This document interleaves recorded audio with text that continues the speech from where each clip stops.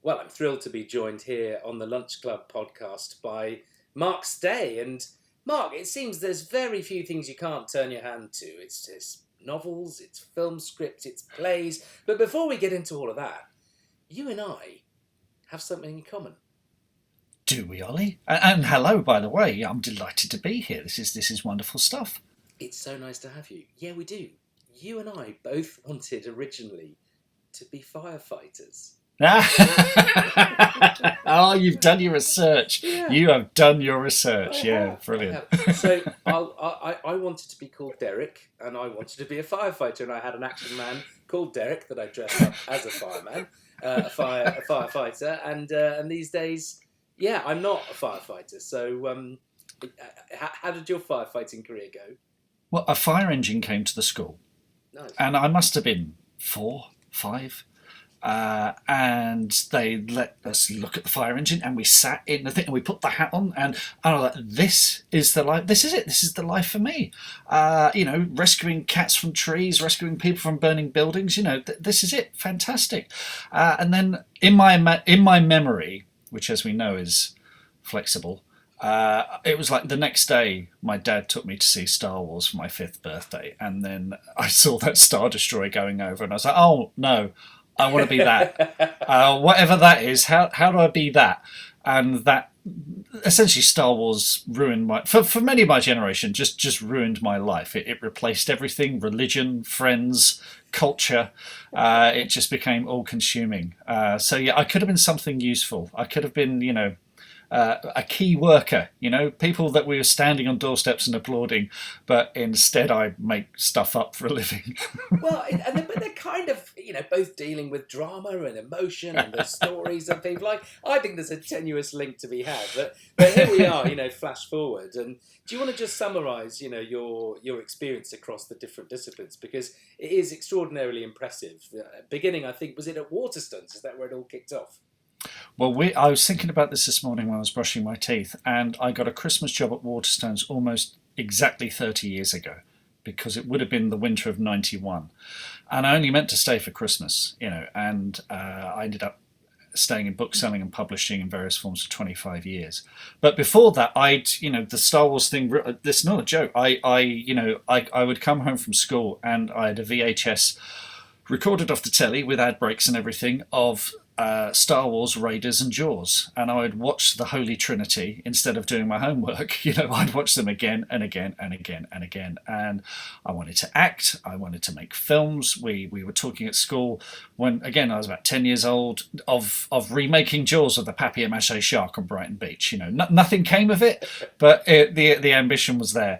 And but I didn't know anyone in film. My parents, my mum and dad was the school caretaker. My mum was the cleaner. We're a working class family. I might as well have, wanted to be an astronaut. So it just seemed otherworldly. But as I went through school, myself and my friends, we would act, we would put on sketches, we would write sketches. And that's where I really got the bug. I'd always written sort of, what we would call fan fiction now, of knockoffs of Star Wars and Battlestar Galactica. But when we started writing sketches, we thought we were going to be the next Monty Python, which we weren't, no surprise. But I really got the bug for writing then, and acting and getting on stage. And I married very young. My wife and I, I was 21 when we were married, and she went to drama school. And I was working at Waterstones, so she promised to teach me everything she learned at drama school while I kept a day job, and and I got hooked in the world of books as well. I was meeting people from publishers, sales reps. You got to meet your authors. I met Terry Pratchett and people like this. It was just, Ian Banks, all these incredible people. And I started writing seriously. We formed a little theatre company, and I wanted to do, we'd done other people's plays. I wanted to do a Johnny Spate play, a play called The Compartment, which famously Michael Caine was in on TV. And then Johnny Spate died, and I think the family withdrew the rights, or French's withdrew the rights. So I had a venue booked, but no play. And so in a big hurry over one summer, I wrote a play about all the terrible camping holidays my parents had taken me on as a child, which was part therapy, part play. And we put it on, and it went down really well. We filled the house out. We had lots of compliments. And a friend of mine who was a cable basher for shows like TFI Friday, who now makes documentaries for people like Marillion. He was like my only contact in the TV film world, and he said there's too many actors but not enough writers. Keep writing. I think that was his way of telling me I was a terrible actor, and that was 21 years ago, because it was just before my daughter was born. So I've been nose to the grindstone since then, and here we are. So you've held it together incredibly. We'll come to movies, but your books, The Crow Folk, came out February 2021, yes. And Babes in the Woods is coming imminently, if not it's already out in October 2021, which is where we are. Yeah, just a little over a week from launch, which is all sorts of fun. So I've exciting. got promo ahoy! I know I've got finished copies. Look, I'll hold it up to the microphone. You can hear the pages ruffle. There we go. And I've got my finished copy. Brilliant. It sounds like the kind of thing I'm going to order it. Just listen to this. I'm going to drop it on the desk. There, feel the quality. Come on, that's proper. That's measured in quality, sound, and weight. That's the best book that's ever been written. That's absolutely brilliant. With the books, I want to come to kind of process of writing in a moment. But before we do, why novels and why not screenplays for these ideas? Well, weirdly, The Witches of Woodville has bounced back and forth from TV to book, TV to book, TV to book. And it's one of those things, when you get an idea for a story, you do start thinking, okay, is this going to work better as a novel, or is it going to work better as a TV show? I did versions of it that were contemporary. So just to give you an idea of the books, Witches of Woodville are set in 1940 in a fictional village in Kent at the height of the Battle of Britain. And it's the home front, and I always pitch it to people as basically the last 10 minutes of Bedknobs and Broomsticks. So you've got the home guard, you've got witches, and you've got the war going on. And you've got a young witch called Fay Bright who discovers an old book of magic that her late mother left behind, and she thinks, hang on, I might be a witch, and starts discovering all these powers. But originally I wrote a sort of contemporary version, a sort of Buffy the Vampire Slayer set in in the British countryside, and it never quite clicked for some reason. And weirdly, it was my TV and film agent who said, why don't you set it in the war? The Yanks love that stuff, Downton Abbey, blah blah blah. So I thought, okay, I'll give it a go. And as I was writing it, there was just something about it that I thought, actually, because it's period in film is expensive, but I have the scope to do anything I want. This is a novel. And there was just something about the voice of Faye, my protagonist. I just thought, I like getting inside her head. I like how she thinks, because she's a pub landlord's daughter. She's very forthright. She doesn't take any nonsense. And it was just so much fun having her and the other witches and the other villagers, and I didn't have to worry about the size of the cards, because once you've been through the process, it kind of spoils you, because you start worrying about the budget. Oh, it's going to be historical, or do we going to do the effects budget and all that kind of thing. So I wanted to not worry about any of that and just get it all on the page. And weirdly, because of my TV and film agent, it became a novel. Yeah, well, it kind of makes sense, especially thinking pragmatically. Immediately you're describing this wonderful, fantastical world, but it does, on the screen it equals budget, but in your imagination it's limitless. Yeah, completely. I mean, my first film, which I co-wrote with the director John Wright, was Robot Overlords. Yeah. And we were in post-production, and our producer Piers was getting very excited. He was saying, we could do games, there could be this, there could be a book, and I immediately shot my hand into the air and said, I'll write the book. I will write the book. Because I grew up reading tie-ins. I grew up in the era where, I waited 4 years for The Empire Strikes Back to come on VHS to rent. You're speaking to a man who owns Larry Milne's Ghostbusters. I've got Time Bandits, Gondor Man. I collect them and love them. And you're right. It was that can't watch the movie again. It was the only way. Yeah, it was the only way to re-enjoy that. You might have, if you had the vinyl or cassette soundtrack, you might be able to read it and listen to that at the same time. So, I grew up loving those tie-ins, and I thought with Robot Overlords, we made the film we wanted to make, but there were budget cuts and things that didn't happen. And again, I saw it as an opportunity to get inside the characters' heads. So, and also it was an opportunity to get a book published by a proper publisher. So I thought, I'll do this. And a full disclosure, I was working for the publisher at the time, and I said to them, look, I've got this film coming out, and I could write the book, and you guys could publish it. And they said, we don't publish staff, we don't publish mates, we don't do this sort of thing. I said, but you have Gollancz, which is the greatest science fiction imprint on the planet. Yes. Let's do that. So what I did, I got the VFX supervisor, Paddy, to do me a reel of the VFX, which was almost finished. It was sort of 99% there. And I did a little sort of a visual pitch to them, and I wrote 10,000 words and presented it to them. And the reaction was interesting because they looked at the trailer and they went, oh, this film is real. I think they thought I was deluded and was like, and it's like, that's Ben Kingsley, that's Gillian Anderson. I didn't just rent them for the weekend, this is actually happening. Yeah. So bless them, it was Lisa Milton at Orion who pushed the button, and John Wood and my editor Gillian Redfern took a leap of faith. But it was the greatest experience. I really enjoyed it because I had been writing novels, and there were versions of Woodville even back then that didn't quite click. But having gone through the process of the script and revisions with John and the BFI and all that kind of thing with Robot Overlords, I had a very clear idea of the story, the structure was there, and it was just a matter of jumping into the characters' heads, and it was so much fun to do. It was really, really good fun. And I just loved it, and I thought, okay, let's get back on. So I wrote a fantasy novel after that called The End of Magic, and then the Woodville books. So it's and it's been nice sort of bouncing between the two. Yeah, because go on. Well, because film, I love the collaboration of film. I love it. I really enjoy it. And that thing of when you've written something, you start seeing storyboards and concept art, and the production designers start sending you stuff. There's no thrill to beat it. But I am in complete service of the movie. I am delivering. I remember John saying to me very early on that, if he's standing on set with the sides and he can't make sense of them, then he won't know how to direct that scene. So every scene, it's all about making sure the director knows exactly what they're doing so that he can communicate it to the cast and crew. So you're very much in the service industry when you're writing a screenplay. Yeah. When you're writing a novel, it's all for me. I'm production designer, I'm costume and hair and makeup and the whole thing, which is my happy place. And like I said, I love the collaboration of film, but I love the autonomy of writing a novel. And being able to bounce between the two is what's kept me sane, I think. I think it's a real skill as well, though, because the disciplines, as you say, are different, and the working environments are, they couldn't be further apart. And here we are with Unwelcome, another collaboration with John Wright and Warner Brothers, coming in 2022. Tell me everything about Unwelcome. And it's a horror!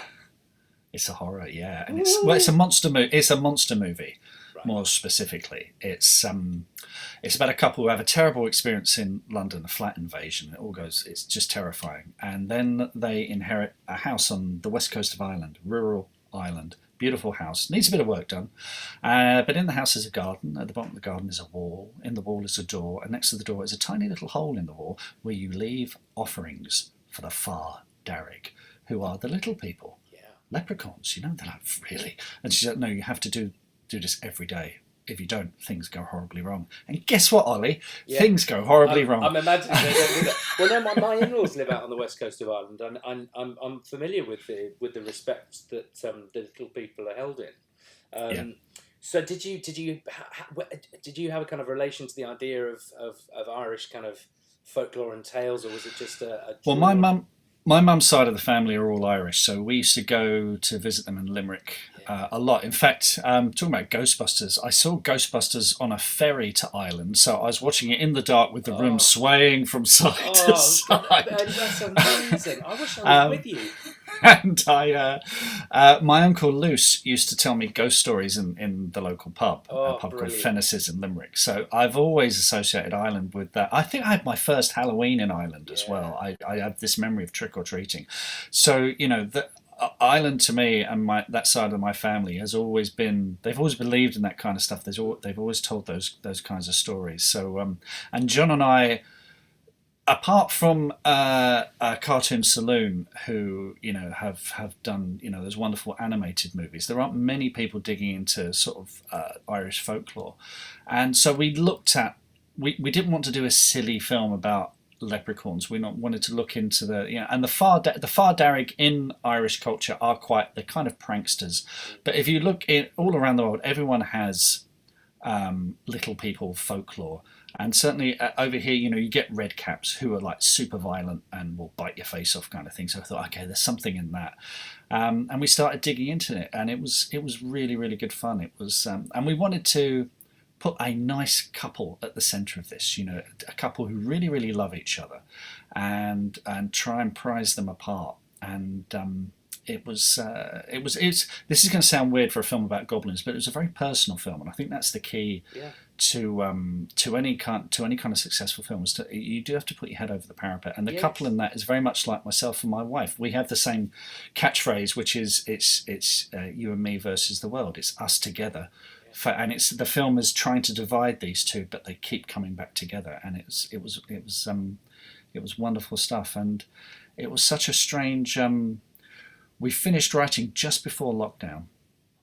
And we knew that projects were failing. People were packing up and going home or saying, we don't think we're going to be able to finish this film. And it was really, really strange. And we finished one Friday morning in March, and we, crossed the T's and dotted the I's. And we sent the script off to our producer, Piers Tempest, thinking, well, that'll be it for, a year or however long this is going to be.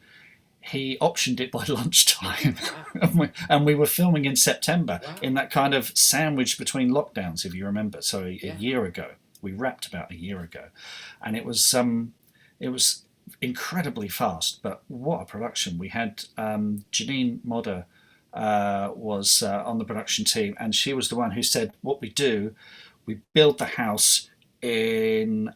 So because originally we thought we'll film it in Ireland, we'll find a house and a garden in Ireland, we'll go over there. But of course that wasn't possible. Yep. So Janine said, okay, we're going to build the house, we're going to build the garden and put it all under this giant gazebo. Okay, which was, they kept saying it's the size of the Bond stage. I'm not sure it is, but it was huge. I mean, it had birds flying around, it had its own ecosystem, And so they built the house and the drive and the garden and the wall and everything undercover so that we had a controlled environment for COVID. Which had its pros and cons because everyone had masks on, and sure. It's really hard on the crew, but it was extraordinary just walking around a house that they knocked up, and a garden and the whole thing. Isn't that the wonderful thing about working in film? It's just anything is possible, and to create, against a really tough backdrop.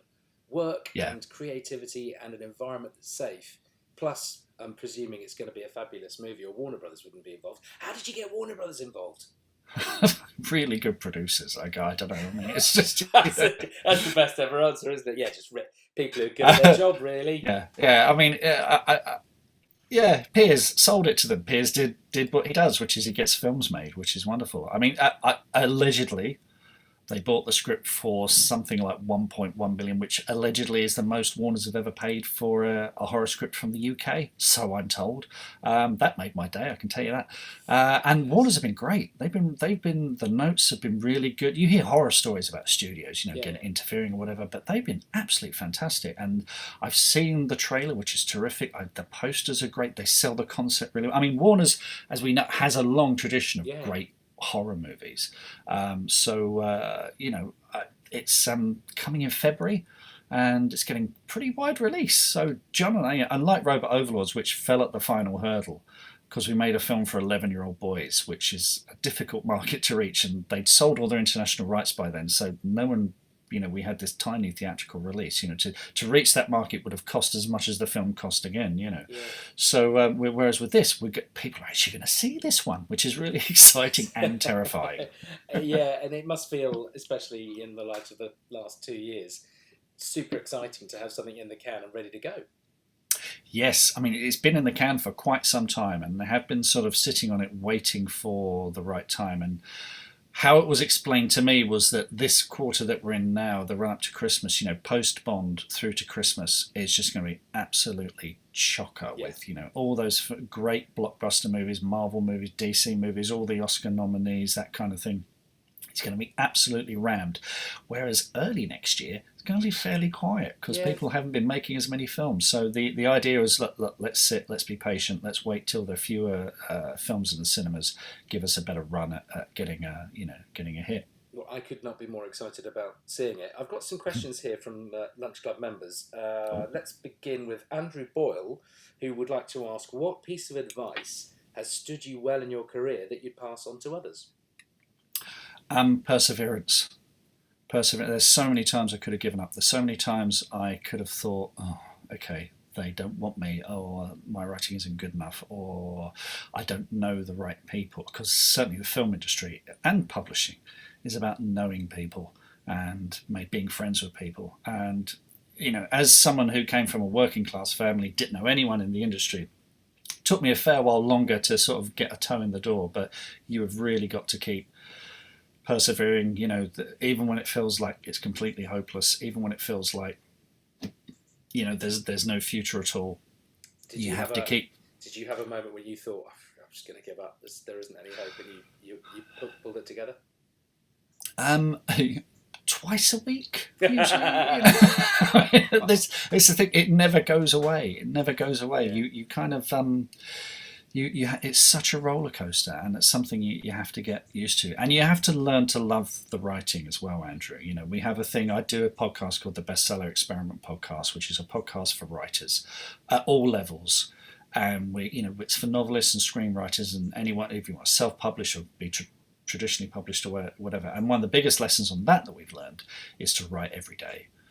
And it just has to be 20 minutes every day. It's just that thing of keeping that momentum going, particularly if you're starting out. If you were a musician and you want to learn the piano or the guitar, you practice your scales every day. If you don't, you fall out of practice. But if you do, you just get better and better and better. And it becomes part of your routine. It becomes part of who you are. And I mean, we celebrated 5 years of the podcast the other night, and I've improved more in those last 5 years. I've written more in those last 5 years just by being part of this community and writing every day. And it's just, and I know that people have jobs and families and all kinds of other demands on them, but we say to people, look, we spoke to an author called Liz Fennick, who's a best-selling author. And she used to have a little egg timer, and she would find 20 minutes before taking, or I think it was when she brought the kids back from school, she had 20 minutes before she had to go off and do other things, and she would write it. That's how she did her first novel. So it's hard, it requires commitment, and you've really got to love it. But that's how it happens, I think, that and perseverance. It's grit, isn't it? And you've had some incredible guests on the Bestseller Experiment. Bryan Cranston, that's amazing. Well, Bryan Cranston was great. That was the episode that he said that if Trump got in, he would move to Canada, and that went viral. So we were suddenly on Fox News and getting hate mail from right-wing nut jobs, and our website kept crashing and all kinds of stuff. But that was because I worked for Orion Publishing then, so I basically pounced on anyone who came through the door and said, give me 10 minutes, 20 minutes, or whatever. And publicist Virginia Wollstonecraft, she squeezed us in between, I think, Channel 4 News and Woman's Hour, and we got this great interview with him. But because he's written, he's directed, the advice that he had was terrific. And we've had Ian Rankin on there, Michael Connolly, Joanne Harris. We've had great fancy authors like Joe Abercrombie, Joe Hill, who's Stephen King's son. But actually, when we have debut authors on there, sometimes it's a bit like Desert Island Discs, in that sometimes the people you've never heard of are the most interesting episodes because they've got stories you've just never heard before, and the listener thinks, oh, that could be me. I'm not Stephen King, I'm not Ian Rankin, but I could be this person that I'm listening to now. Because the thing that we did, the podcast came about because I'd done Robot Overlords, I'd done the book, and someone I knew as a teenager, we weren't friends, but we were acquainted. We saw each other at pubs and gigs and stuff like that. A guy called Mark DeVoe, and he lives in Vancouver Island now, but we lived in the same area in Surrey when I was growing up. And he just dropped me a line out of the blue and said, oh, you've done a film, you've done a novel. I've always wanted to write a novel, but I've never got beyond 20,000 words. And one thing led to another. So he said, let's challenge ourselves to co-write a novel within a year, give us 12 months to self-publish, put it on Kindle, and see if we can get some of those orange bestseller flags. And we'll get authors in every week and people from the industry and talk to them and learn something as we go. And the most important thing that we did, we said to our listeners, beat us to it. If you've got a half-written novel in a drawer, if you've never done this before, pick up a pen and paper, start, beat us to it. And what's been brilliant, I've got a shelf over here, chock with books from listeners who've done exactly that. And there's a guy there called Mike Shackle. He's a fantasy author. He was on the verge of giving up writing altogether, and he heard our episode with Joe Abercrombie, and he's now got a 3-book deal with Gollancz. Most of our listeners are doing better than us. Is the short of it. So, but isn't that also that's something I love about the industry as well as the encouragement, and I feel tremendously grateful. Actually, the Lunch Club's a really good example. Yes, fantastic, a community of like-minded individuals, and Gareth Owen, who runs it phenomenally. Bless him. Always been a great source of inspiration, and a really just somebody he's just encouraged me at moments in my life when I've just thought, well, what could I do? Amazing. I shall forever be in debt to Gareth. One, he showed me around Pinewood and saw the Bond stage, and he introduced me to Roger Moore. So he did that for me. So if I ever had a son, I'd just call him Gareth Owen and be done with it. I would. I can't. My gratitude to Gareth. Once we've finished recording, we will have to exchange notes on Mrs. Rogers too, because that too. I mean, heavens above. Doris Spriggs would like to ask, hello, Mark. What would be your dream writing project? Oh, that's such a good question. The thing is, so many of the dream writing projects have become quite poisonous. I'd love to do a Star Wars. I'm not sure I'd want to deal with the fan base. So I'm not sure. I mean, to be honest, Doris, I think with the Woodville books and working with John, this is kind of a dream thing. We are working on a horror TV show. I'd love to get into telly because that's where the excitement is at the moment with TV.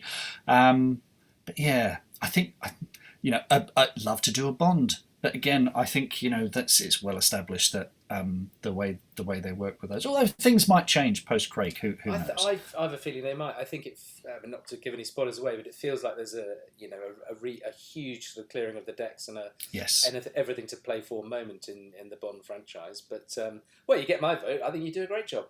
Well, John and I talked about, because we love Moonraker, the novel.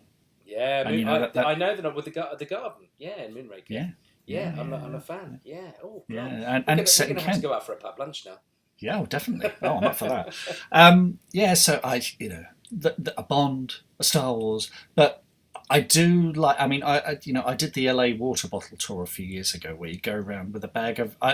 You go from studios and agents and you pitch ideas. And my first mistake was I pitched all original ideas in Hollywood, and then they're not too keen on that over there. They want a book or an IP. If you can come up with an idea based around the Cockerel and the Kellogg's Cornflakes box, you are off to the races. Because that has a brand identity, whereas an original idea is very, very difficult. Which is why John and I are writing horror, because horror is one of the few genres where you can get an original idea off the ground, because it travels, it sells internationally. Sales agents and producers love horror because they can sell it to the Far East, they can sell it to South America, they can sell it to Europe, sell it absolutely anywhere.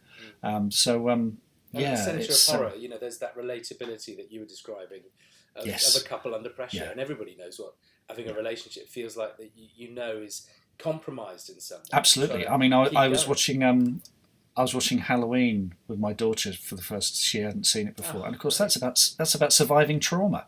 Yeah. It's all of these films, and when you meet horror film movie makers, they are the nicest people. They are the sweetest people, because they take all their anxieties and they put them on film.